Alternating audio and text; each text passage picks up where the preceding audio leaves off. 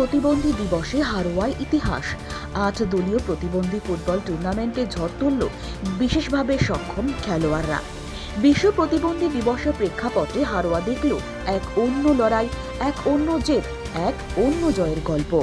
Haroa handicap অ্যাসোসিয়েশনের উদ্যোগে আয়োজিত ৮ দলীয় এই ফুটবল টুর্নামেন্ট যেন পুরো সমাজকে চোখে আঙুল দিয়ে দেখিয়ে দিল, প্রতিবন্ধী নয়, প্রকৃত শক্তির তারাই যারা প্রতিকূলতাকে জয় করে মাঠে নেমে লড়াই করে, আর সত্যিকারের প্রতিবন্ধী তারা যারা সুস্থ শরীর হয়েও মাঠ ছেড়ে অনলাইনের আড়ালে লুকিয়ে থাকে। উদ্বোধনী মুহূর্তে ছিল দারুণ উত্তেজনা।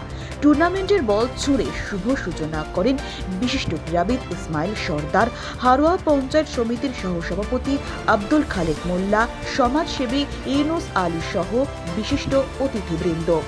এই ঐতিহাসিক আয়োজনের নেপথ্যে ছিলেন রেজাউল মোল্লা, মোজম মোল্লা, হারাধন মণ্ডল, মিরাজ মোল্লা, মিরাজুল মোল্লা সহ হারোয়া হ্যান্ডিক্যাপ অ্যাসোসিয়েশনের অক্লান্ত পরিশ্রমী সদস্যরা।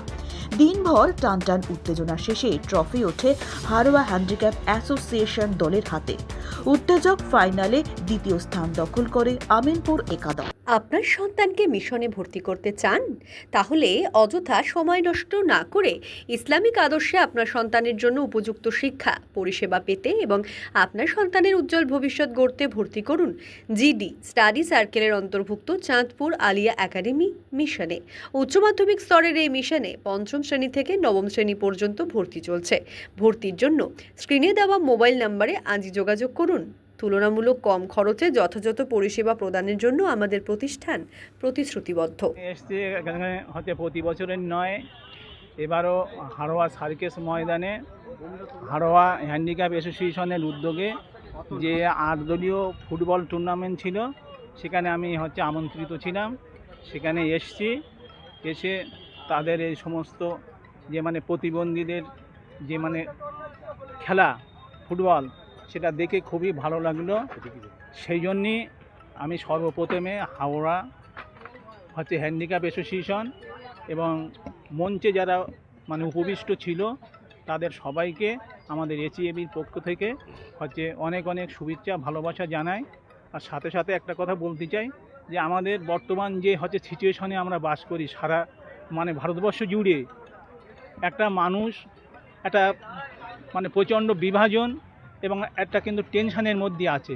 কিন্তু আমার একটাই বার্তা যে সেখানে খেলা এমন একটা জিনিস হচ্ছে, খেলা সেই জায়গার থেকে অনেকটা মানুষকে টেনশন মুক্ত করতে পারে। আজকে দেখেন দলমত নির্বিশেষে, কি হিন্দু কে কি মুসলমান, সবাই হচ্ছে মিলেমিশে আজকে খেলাটা হচ্ছে এরকম তারা যেমন হচ্ছে উপভোগ করছে, অপরদিকে মানুষকেও হচ্ছে তারা হচ্ছে এই আনন্দ দিচ্ছে।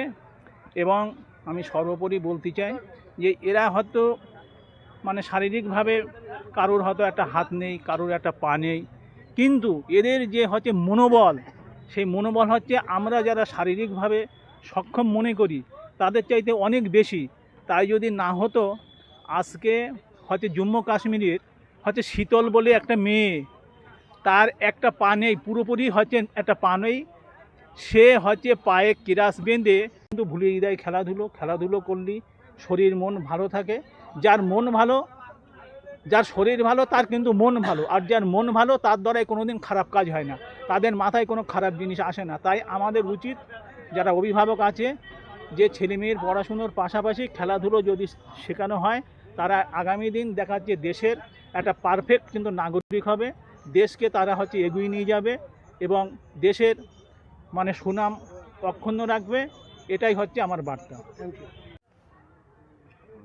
হ্যান্ডিক্যাপ অ্যাসোসিয়েশন, হারোয়া হ্যান্ডিক্যাপ অ্যাসোসিয়েশনের উদ্যোগে আজকে 6ষ্ঠ বর্ষে পড়ল বিশ্ব প্রতিবন্ধী দিবস উপলক্ষে প্রতিবন্ধীদের নিয়ে ফুটবল টুর্নামেন্ট।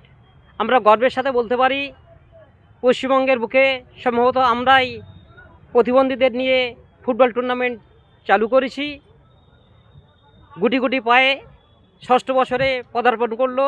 আমরা প্রতিবন্ধীদের নিয়ে আমরা এই খেলাটা শুধু হারোয়ার নয়, হারোয়ার বাইরে আমরা ছড়িয়ে দিতে সক্ষম হয়েছি। প্রতি বছরে আগে 8 দলীয় টুর্নামেন্ট হতো, সেই 8 দলীয় টুর্নামেন্ট এখানেও চালু হচ্ছে, এখানেও আজকে 8 দলীয় টুর্নামেন্ট হচ্ছে। এবং বসিরহাটের সুন্দরবন অঞ্চলে সেখানে গত বছর আমরা 8 দলীয় টুর্নামেন্ট করেছিলাম কালীনগরে। তো তারাও বিশেষভাবে সক্ষম। আমরা একই সাথে সমাজে প্রতিবন্ধী ভাই বোনেরা এবং সুস্থ মানুষ একসাথে হাতে হাত ধরাধরি করে আমরা চলতে থাকি। আমরা এটা আমাদের অঙ্গীকার। আমার নাম হারাধন মণ্ডল। আপনি এই সংগঠনের সম্পাদক। আমি হাড়োয়া হ্যান্ডিক্যাপ অ্যাসোসিয়েশনের আমি সম্পাদক। আমরা প্রতিবন্ধীরা নিয়ে 8 দলীয় খেলা চালাই। এটা 2019 সালে শুরু করেছিলাম। কটা দল নিয়ে খেলা হয়? 8টা দল নিয়ে খেলা হয়। কি বার্তা দেওয়া হয় খেলার মধ্যে দিয়ে? এটা বাতা হয়, প্রতিবন্ধীরা সবাই তো সবল না, এক জায়গাতে এক জায়গায় যেতে পারে না, বাড়িঘাট থাকে, তাদের নিয়ে এক জায়গায় আনন্দ উৎসব সব মেতে ওঠে, খেলা একটা আনন্দ ভোগ করে। যারা খেলায় অংশগ্রহণ করে প্রত্যেকেই প্রতিবন্ধী। সব প্রতিবন্ধী। আপনি নিজে এবং আনন্দ উৎসব করে, আনন্দ লাগে, সবাই এক জায়গায় থেকে আনন্দ উৎসব করি আমরা প্রতিবন্ধী হয়ে। আপনার নাম?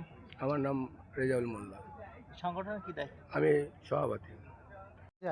অ্যানশিয়ান্ট যুগে যে ফিজিক্যালি চ্যালেঞ্জ, এখন বর্তমানে হ্যান্ডিক্যাপ না, এখন প্রতিস্পর্ধী নাম হয়েছে এবং ফিজিক্যালি চ্যালেঞ্জ নাম হয়ে গেছে। তার মানে তারাও অন্যান্য সমাজের অন্যান্য মানুষের মতো, সাধারণ মানুষের মতো চলার অধিকার, শিক্ষার অধিকার সব কিছুই আছে।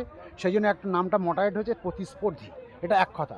আর অ্যানশিয়ান্ট যুগে দেখা যাচ্ছে যে অলিম্পিক খেলায় তাদের দেখার অধিকার ছিল না, মেয়েদেরও দেখার অধিকার ছিল না, এবং খেলায় তো অংশগ্রহণ তো বড়ের কথা। এবং বর্তমানে এই আধুনিক যুগে এসছে, মেয়েদের খেলার অধিকার আছে, দেখা তো দূরে থাক। ফিজিক্যালি চ্যালেঞ্জ পারসন তারাও সমাজে মূল স্রোতে ফিরিয়ে আনার জন্য বিভিন্ন সংস্থা, যেমন হাড়োয়া হ্যান্ডিক্যাপ অ্যাসোসিয়েশন এবং হারাধনবাবু আছেন, হারাধন মণ্ডল এই সম্পাদক এই সংস্থার, ওনার উদ্যোগে আস্তে আস্তে বসিরহাটে, যেমন গত বছর কালীনগরে 8 দলীয় ফুটবল নকআউট দক্ষতার সাথে খেলা হয়েছে, এবং আগামী 21 তারিখে 21শে ডিসেম্বর বসিরহাটে হবে এবং ভ্যাবলা মাঠেও হবে। আমরা হারাধনবাবুর হতস্পর্শে এসে আমরা দেখছি ফিজিক্যালি চ্যালেঞ্জ পারসন তারা মূল স্রোতে ফিরিয়ে আনার চেষ্টা চলছে। এবং আর একটা কথা বলি সর্বপরিশেষে, যে যারা যেমন SC ST OBC মাইনরিটি, তারা যেমন সুযোগ পায়, আমিও যেমন 71% ফিজিক্যাল চ্যালেঞ্জ পারসন, আগে ছিলাম ভালো মানুষ, আমি অল ইন্ডিয়া ফুটবল খেলেছি, যাদবপুর ইউনিভার্সিটির ক্যাপ্টেন ছিলাম, MA পাস করা, BEd MAd করেছি, NIS করেছি, কিন্তু আমি চাকরি পাইনি। তার কারণ হচ্ছে 9 বছর SSC পরীক্ষা হয়নি। এটা বিয়োগ ব্যথা নিয়ে চলে আসছে। আমার একটাই মেয়ে যাদবপুর ইউনিভার্সিটি থেকে